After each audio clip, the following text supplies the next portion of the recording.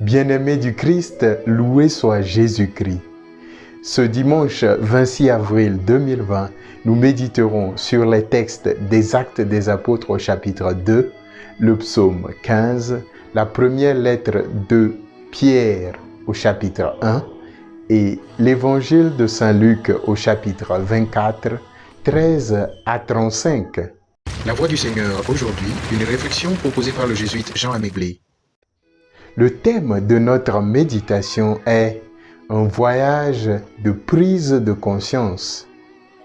Il était une fois un lionceau qui perdit sa mère à la naissance.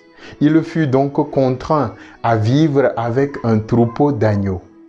Il apprit à penser comme un agneau, à agir comme un agneau, à crier comme un agneau et même à manger des herbes.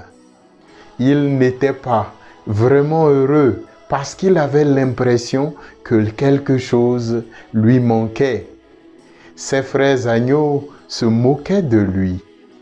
Un jour, un vieux lion poursuivit son troupeau et lui fit découvrir qu'il n'était pas un agneau contrairement à ce qu'il avait cru toute sa vie. Il prit conscience qu'il était emprisonné dans une vérité qui n'était que mensonge.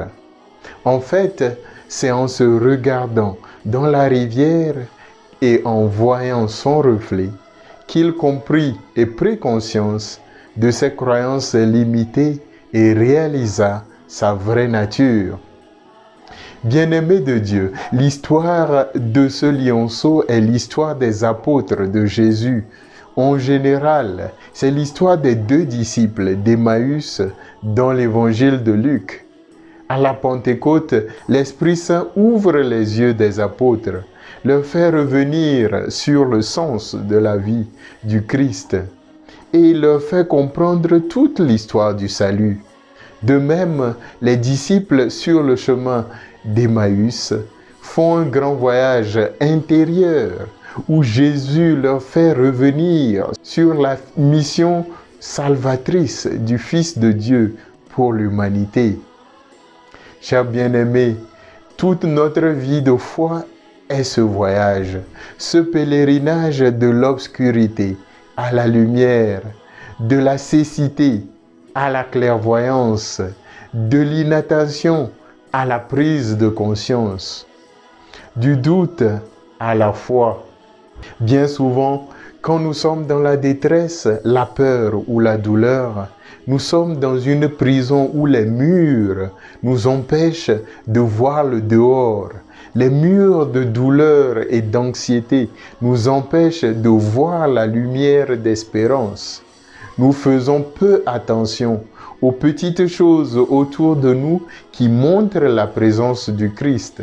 Si notre foi en Jésus-Christ, nos différentes prières, notre lecture de la Bible ne nous aident pas alors à la prise de conscience de soi et de Dieu, alors notre foi est vide.